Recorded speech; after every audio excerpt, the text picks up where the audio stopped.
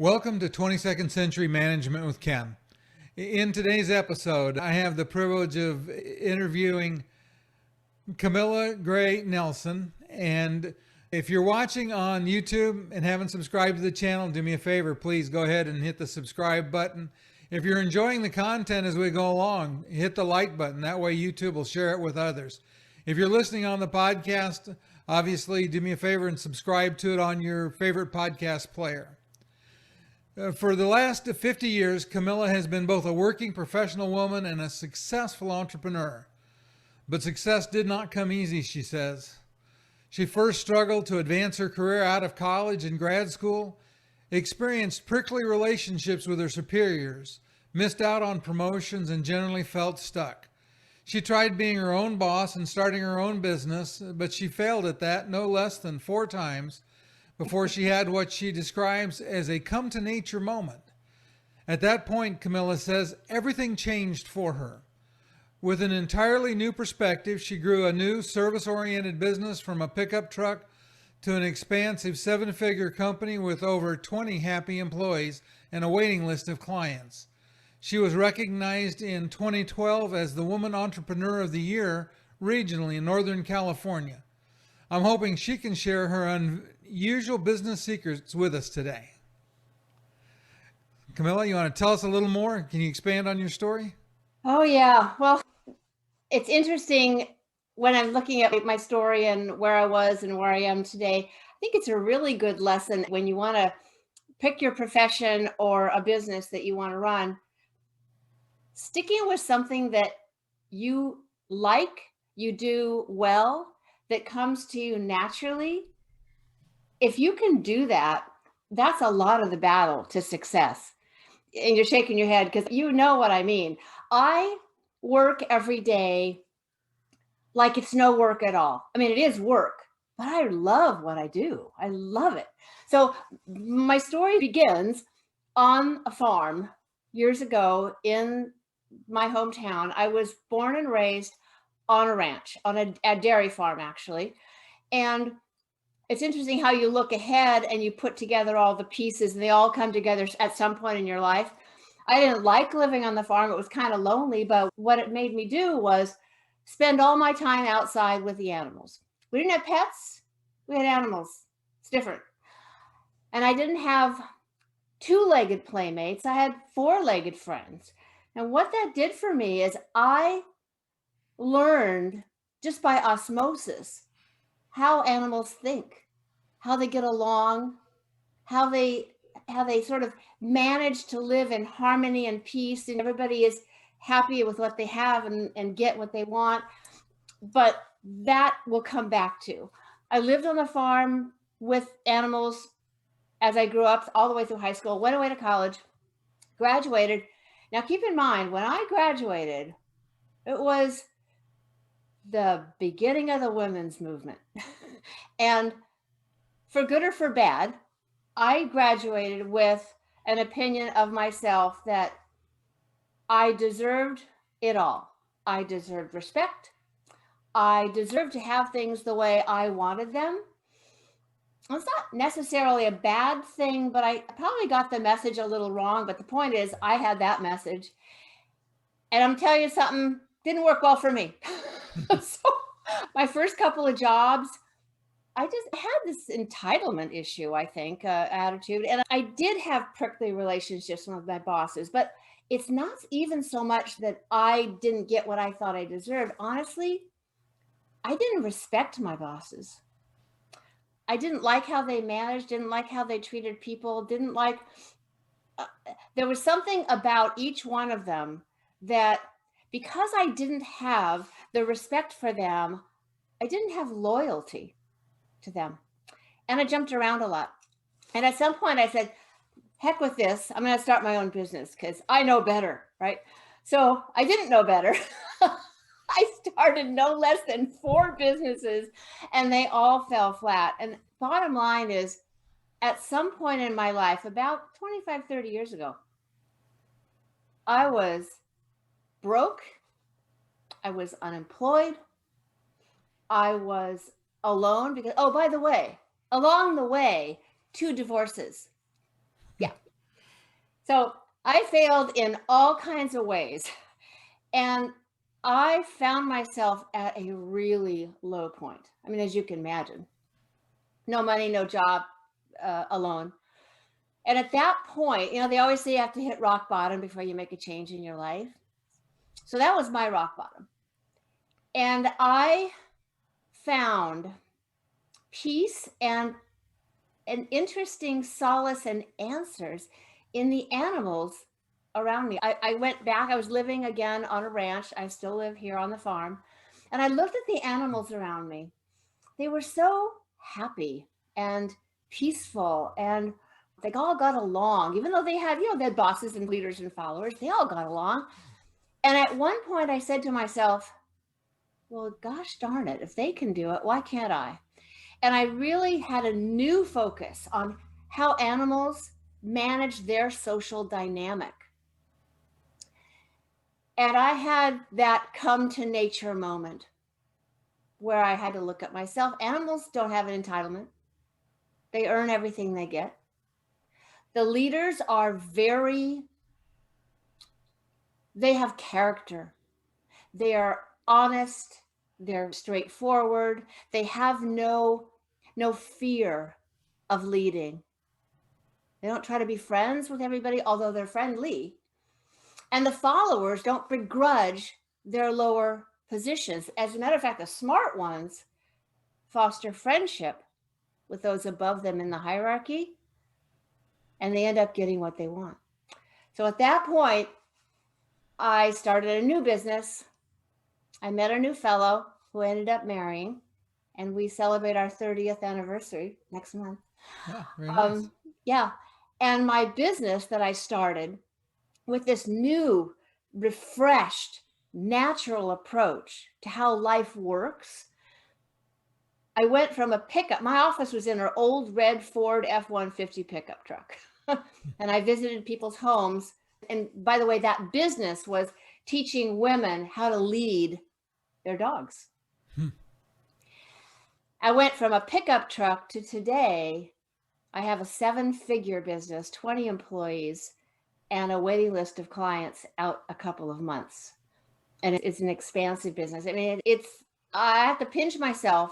It's such a success story, but it's not me. It's nature that gave me the insight. So that's really sort of my background on my story and why I decided to write a book about it. So we can talk about that later. Okay. Yeah. So let me ask another question then. How can looking at people as instinctive animals rather than the thoughtful humans we expect them to be help us in our business and HR management? Well, I'll tell you, stop thinking about people like people. They're not reasonable. They're not logical. And my point in that turnaround was realizing that all of us are at our core animals. We're members of the animal. We're not vegetable, we're not mineral, so that leaves animal. So we're part of the animal world. And inside all of us, even though the human being is extremely advanced, huge brain that animals don't have, we have intellect, but that intellect kicks in after our instinctive reactions. You know that saying, they only have one chance to make a first impression, or first impressions count. First impressions are instinct and how we respond and react to the things that happen around us, the people, what they do, what they say.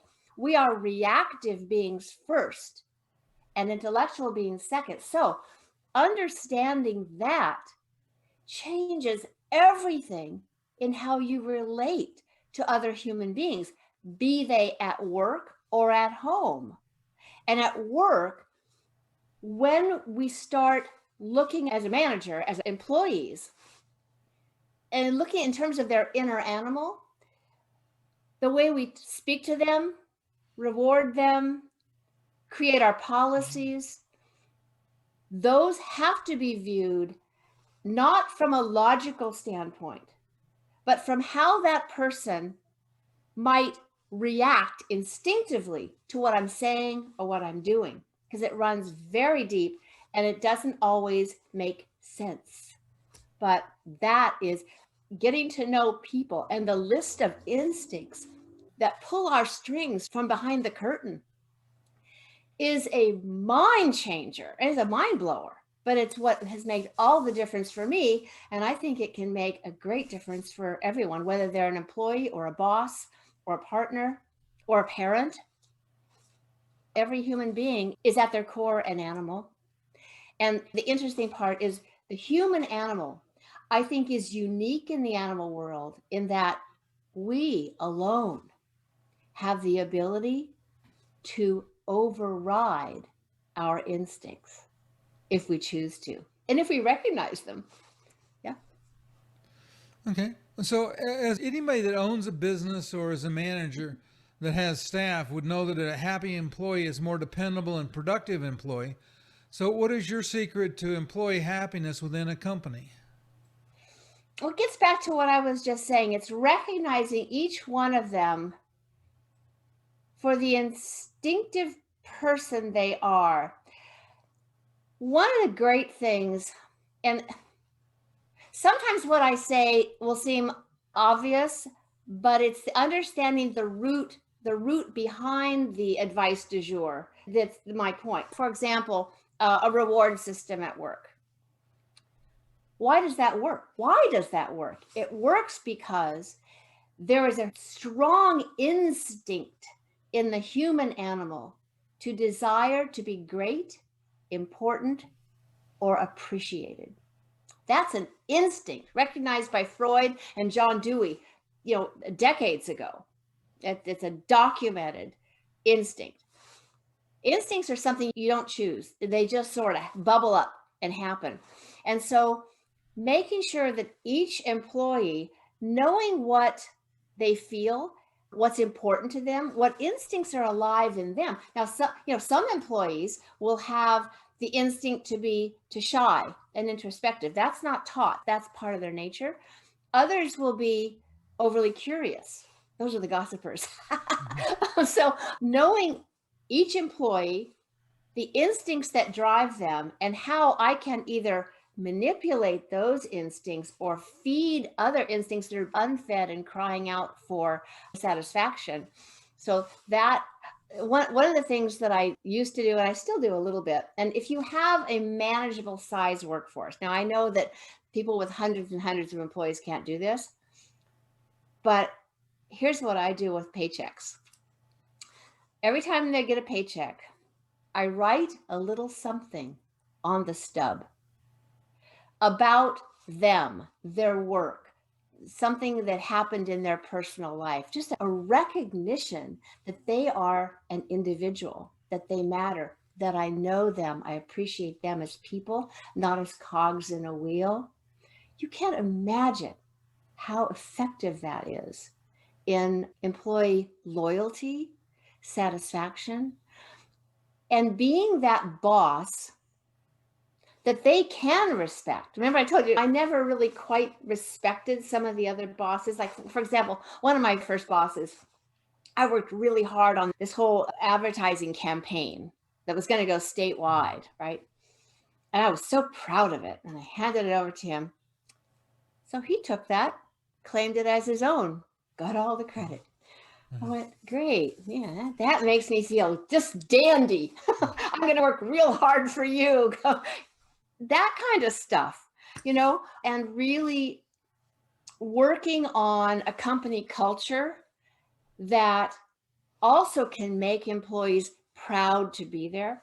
Those kinds of things, just understanding individuals as the instinctive animal nature beings that they are. Does that make sense? I'm not being very articulate there, but I think you get the idea. I do. Yeah. It's been a real interesting journey. And when employees are happy, when they feel recognized, I'm telling you that one of the number one reasons that employees leave a company or cheat a company is they don't feel appreciated. They don't feel they're getting at least the acknowledgement, the appreciation for a job well done. They think numbers matter more than people. That's the impression. That's why many times employees leave. Turnover, as you know, in business, is the most expensive thing a company can endure, because you have to retrain and you have to take one of your experienced people off the line, retrain that person, that new person. So you have double your wages without productivity because the person's not trained yet. So if you can retain employees, that's really important. But let me say this about that. One thing I learned very quickly about a happy workforce is understanding that one bad apple can spoil the bunch. And here is my mantra about hiring and firing. Hire thoughtfully, fire quickly. Because if it's not working, in spite of all of your best efforts, you got to get that rotten apple out of there. And honestly, I have gotten very good at letting people go. But I do it in a way that's similar to the approach that, well, I do it in a way that echoes the characteristics of maybe an alpha dog. I don't get angry. You know, alpha dogs, the top animals, the lead horse, the boss cow, the alpha dog, they are not vindictive and they are not emotional. They're very pragmatic. And when you do things their way, they're very hail fellow well met. They're very easy to get along with. So what I do with people, if I have to let them go, I explain, because I've made it very clear about what the rules were, made it very clear when they didn't live up to them. And we have a logical discussion at the end about, you know, it just didn't work out. You didn't really come up to your promises. And it's probably not for you, but I really wish you well. You've got this talent and that talent. I really want you to go find a job where you can use those talents. Kiss, kiss, bye-bye. You know, that's interesting because in the service management class that I teach, I talk to them about getting the employee to fire themselves. You just constantly give them the message that they're not going to make it, and then offer to help them. Say, listen, if you need some time off for an interview or something, let me know. I can work it out. If you want a reference, you've been good about it showing up at work on time. So there are a lot of good things I could say about you. I'll be glad to help you with that. And so what happens is the person gets the message and follows your suggestions, and you avoid any of the risk associated with firing somebody and having them react badly. Correct. That's another really good approach. The animal secret is managing your hierarchy in such a way that fighting is not necessary. I mean, what you see on the Nature Channel, which is what most people know about animals, it's not education, it's entertainment. They're showing a little tiny bit of how animals interact. Fighting is the exception, it's not the rule. That lead dog is your archetype for leading your company or leading your department if you work for a larger company. They are calm, reasoned, focused, unafraid. It's the courage that is demonstrated in a leader that makes the animal instinct in people draw close to them, follow them, inspire them. When you look at the word leader, what's the core word? Lead. It's not push. It's not nag. It's lead. And if you look at the lead mare in a herd of wild animals, right, she's the one that determines where the herd goes, not the stallion. He's running around protecting. It's when that lead mare decides it's time to move to another part of the pasture. She doesn't call everybody. She doesn't call a meeting. She just walks. And guess what? All of the horses follow her because she's confident, she's strong, she's visionary. She has a vision of where she wants to go. She believes she's going to get there on the animal level. But on the human level, it can be quite grandiose. You look at the great leaders of history, they were visionary, they were courageous, Yeah. They didn't hem and haw. Yeah. So it's a fabulous way to understand humanity and your own personal life and yourself. A question on that, because you're talking about this animal leadership archetype. Could you explain a little more about that and how, because you with employees, you have the need to accomplish certain levels of work, you have rules that you have to abide by, things like that. So how do you use this animal leader archetype to get those things to happen? Yeah. Just having a happy, inspired employee doesn't mean they're always going to meet a deadline or finish an assignment. So, follow through and discipline is done a very special way in the animal world. As a matter of fact, if you look at parenting classes, they actually teach this in the human form, but humans didn't invent it, nature invented it. So let's take the boss cow. She features prominently in my book as a leader archetype. Her name was Bessie, so we call her Bessie Boss. So the Bessie Boss archetype is, if you want something done that isn't being done, first you give just a casual warning, right? So it might be in an animal, just sort of a look. They do looks really well. That can be related in human terms as that management by walking around stuff. Just walking around, a little comment to this person about, we need to don't forget about this, that, and the other thing. Haven't seen the time off request that we promised. Casual, just casual warning. So no one is humiliated or pinned to the wall. You give them the opportunity to save face and come around. The second is a 3-step discipline. That's the first step, casual warning. The second step is more clear. You really state what's not right. Like for Bessie, she would lower her head, give a big moo, and really let them know to back off from the hay, right? It wasn't casual anymore. And the cows on the receiving end of that sort of knew what she was talking about. What you can do in human terms is you can actually sit down, lay out sort of where the deficit is, what needs to be done, and get their commitment to fix it. You have a clear expectation and a clear commitment. The third step, if they don't come through, if they don't follow through on that, because remember, there is no rule without follow through. If there's no follow through, it's just words. If there's no follow through, it's just a suggestion. All right. So what Bessie would do, if the little heifer just kept eating, go, I don't care what you say, big mama, I'm going to keep eating. And she would just lower her head and she'd just knock them flying out of the way and she'd eat. In human terms, that's when you can let someone go or take a disciplinary action that is meaningful. It doesn't have to be firing, but it can be some sort of disciplinary action that they understand might be coming. That's an understood consequence for not meeting a standard or a requirement.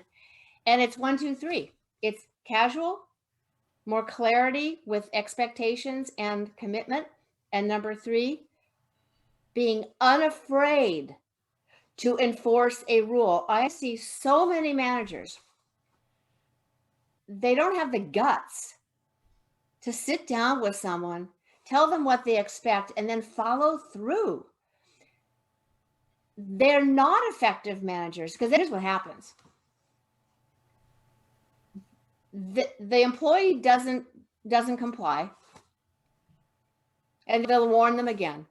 And then they'll warn them again. No compliance, no compliance. And then they blow up. They lose their temper. They've had it. They're tired of not being taken seriously. I see it in parenting too. Totally in parenting. Because they're afraid to lose the friendship. They're afraid. They want people to like. The irony is, in animals, The alpha doesn't worry about being liked. But the interesting part is he's adored. She's adored.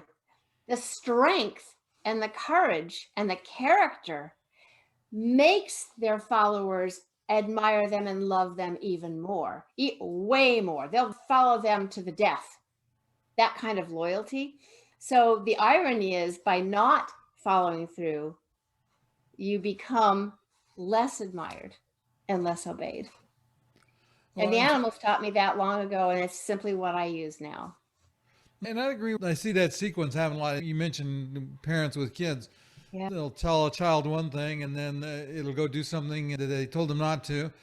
And they'll just keep warning and warning and warning, even though all 10 times they've told them something bad was going to happen if they did it. Yeah. They never enforce it. So the rule then loses meaning. And There's no rule. I think that's very true in business too, because if you tell an employee that you're going to do something, you should not say something you're not prepared to do.